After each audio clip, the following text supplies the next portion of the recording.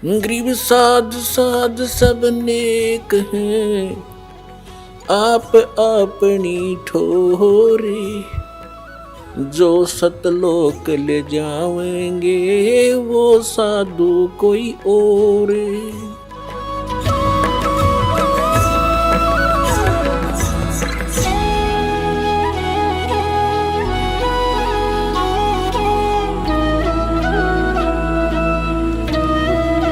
अपने आत्मा, अब हमने परमात्मा को पहचानना है। हमारे ग्रंथ वेद क्या बताते हैं, वेदों के विषय में क्या सुना जाता है कि इनमें परमात्मा की महिमा लिखी है। तो परमात्मा की महिमा लिखी है, तो जो महिमा परमात्मा की उनमें लिखी है, जिस परमात्मा ने वो लीला की है, तो ही इज गॉड, वही है परमात्मा। अब आपको दिखाते हैं ऋग्वेद मंडल नंबर 9 सूक्त नंबर 1 मंत्र 9 में, उसमें क्या लिखा है कि जब परमात्मा शिशु रूप धारण करके लीला करने आते हैं, तब उनके परवरिश की लीला कुंवारी गायों से होती है। ये देखिएगा ऋग्वेद मंडल नंबर 9 सूक्त नंबर 10 सूक्त नंबर 1 ऋग्वेद ये मंडल 9। और इसके कौन है अनुवादक और प्रकाशक? सार्वदेशिक आर्य प्रतिनिधि सभा, महर्षि सिद्धांत भवन, रामलीला मैदान, नई दिल्ली। महर्षि सिद्धांत द्वारा अनुवादित लिखा है इसमें। मुद्रक Prince offset printers 1510 Pataudi house, त्रियागन, नई दिल्ली। इसके बिल्कुल ये 9 मंडल से स्टार्ट है।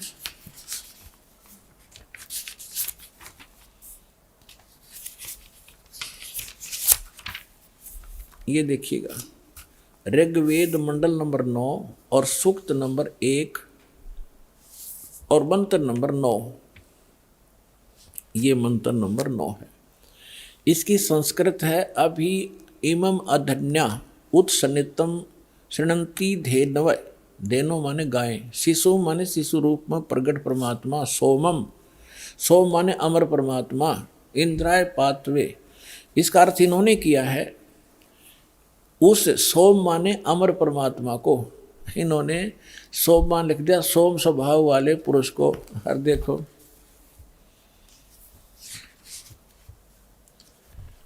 अब ये इसी मंत्र के प्रथम, यही ऋग्वेद मंडल 9वें मंडल का प्रथम सूक्त प्रथम मंत्र में ये सोम शब्द है। इसका अर्थ है सोम माने है सोम स्वभाव वाले परमात्मन, यानी सोम माने परमात्मा। हम यहाँ से इन्हीं के इन नकलियों के ही इस पहले तो इस अज्ञान को हटाएंगे। अब देखो उस सोम मान, अब ऋग्वेद मंडल नंबर 9 सूक्त 1 मंत्र हम 9वां आगे। उस सोम माने अमर परमात्मा को, पुरुष माने भी परमात्मा होता, उस अमर परमात्मा को जो शिशु रूप में प्रकट होता है, शिशुम कुमार अवस्था में ही अभी अधन्या, अभी माने सब प्रकार से, अधन्या माने बिना दनाई, अहिंसन यानी धेनो माने गौवें तृप्त करती हैं। ओए होए, हमने इनसे इतना ही लेना है। जैसे हमारे यहाँ हरियाणा में एक, क्योंकि हमारी लैंग्वेज इन्हीं भाषाओं से बिगड़ कर क्षेत्रीय भाषा बनी है।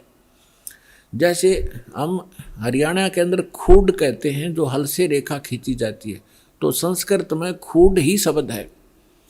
और यहाँ अधन्या माने बिना धनाई, हम उस गाय को जो नए दूध नहीं हुई हो उसको अधन्या का, बिना धनाई का करते कि बिना धनाई है।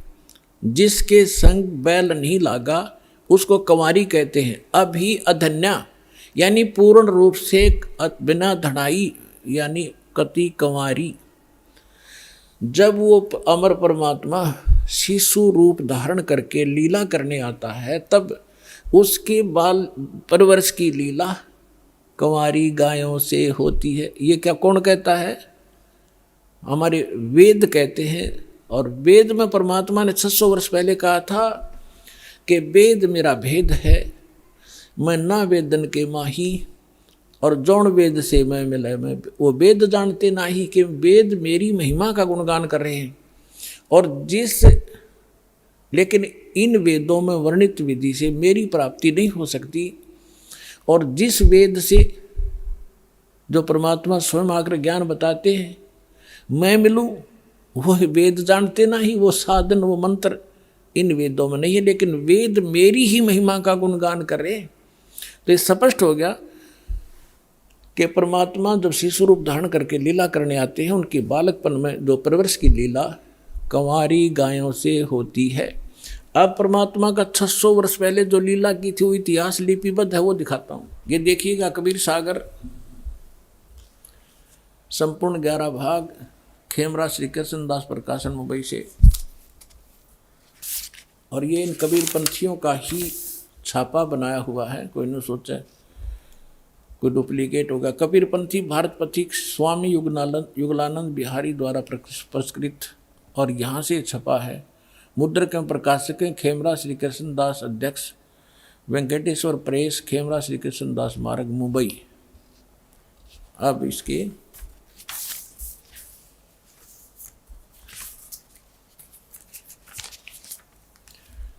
अब ये है कि ज्ञान सागर खंड है, ज्ञान सागर 74 पृष्ठ पे। अब कहते हैं सुन जुल्हा मन भयो आनंदा, जैसे जमी चकोर पाया निशी चंदा। जुल्हे को जब ये पता चला कि ये परमात्मा हमारे लिए आए हैं, यानी जुल्हा बच्चे को पाकर जुल्हा बड़ा खुश हुआ। ले सुत चलो हरस मन कीना, ता तो पुन अस बोल ही लीना। सुत काशी को ले चले लोग देखण ते आव, अन्न पानी भक्षय नहीं खावे नहीं, जुल्हा शोक जनावे। तब जुल्हा मन कीन तिवाना, रामानंद सो कही उत्पाना। मैं सुत पायो बढ़ाओ गुणवंता, कारण कौन बखै नहीं संता। रामानंद ध्यान तब धारा, जुल्हा सो अस वचन उचारा।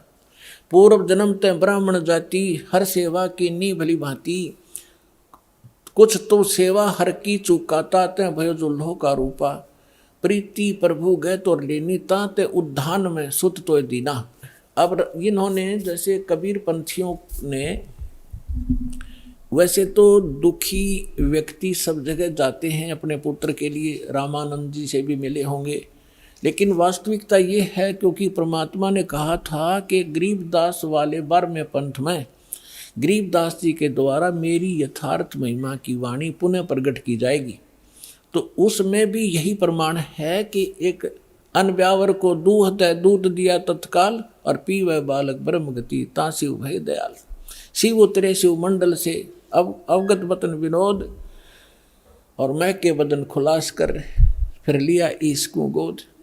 तो यहाँ जैसा भी है इन्होंने फिर भी उस सच्चाई को पकड़ना, हमने उस समय मालिक के साथ ने क्या लीला की थी।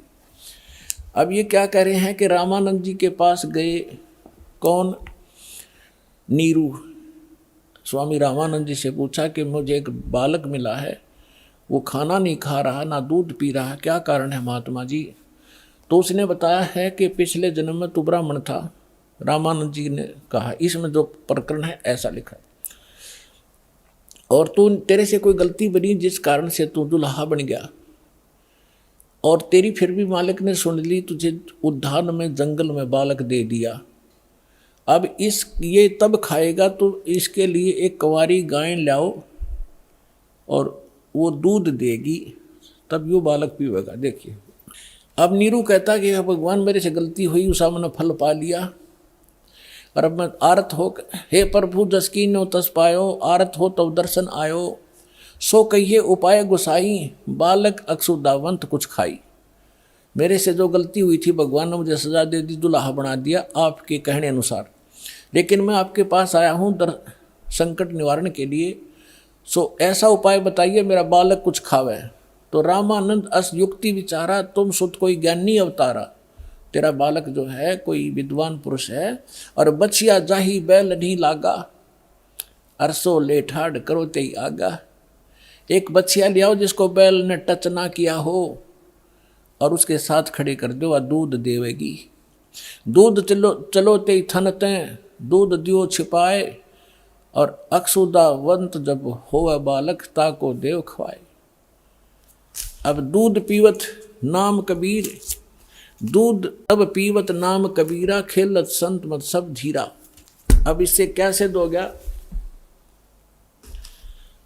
आंखों देखा संत बतावे गरीबदास साहिब जी, और हमारे ग्रंथ बतावे, हमारे वेद बता रहे हैं कि परमात्मा जब शिशु रूप धारण करके आता है वो पूर्ण परमात्मा है, सारी सृष्टि का रचनहार।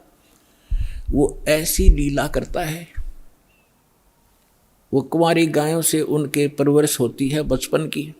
और ये लीला 600 वर्ष पहले परमात्मा की लीला वो जीवनी में लिखी है कि उस परमेश्वर ने ऐसी लीला की थी। तो who is God? Kabir is God.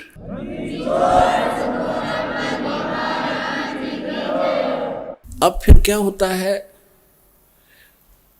अब परमात्मा जिस उद्देश्य को लेकर आते हैं पुण्यात्माओं, ये वेद भी बताते हैं। ऋग्वेद मंडल नंबर 9 सूक्त 86 मंत्र 26 और 27 में, ऋग्वेद मंडल नंबर 9 सूक्त 82 मंत्र 1, 2, 3 में, ऋग्वेद मंडल नंबर 9 सूक्त 54 मंत्र 3 में, ऋग्वेद मंडल नंबर 9 सूक्त 20 मंत्र 1 में, ऋग्वेद मंडल नंबर 9 सूक्त 1 मंत्र 8 और 9 में, ऋग्वेद मंडल नंबर 9 सूक्त 96 के मंत्र 16 से 20 में, ऋग्वेद मंडल नंबर 9 सूक्त 94 के 1 में, ऋग्वेद मंडल नंबर 9 सूक्त 95 के मंत्र 2 में, और भी अनेक स्थानों पर ये प्रमाण है कि वो परमात्मा सतलोक में रहता, अमरलोक में, और वहाँ मनुष्य के समान, राजा के समान है, मनुष्य सदृश्य है। वहाँ से सह शरीर आता है, बिजली जैसी गति से आता है। अच्छी आत्माओं को मिलते हैं जो दृढ़ भक्त होते हैं और उनको ज्ञान सुनाते हैं। ये हमारे वेद बताते हैं। और जब परमात्मा शिशु रूप धारण करके आते हैं तो वो उस समय उनके जो परवरिश की लीला कंवारी गायों से होती है। और यही संत बताते हैं, यही हमारे ग्रंथ बताते हैं। तो परमात्मा को पहचानने में अब देर नहीं लगेगी।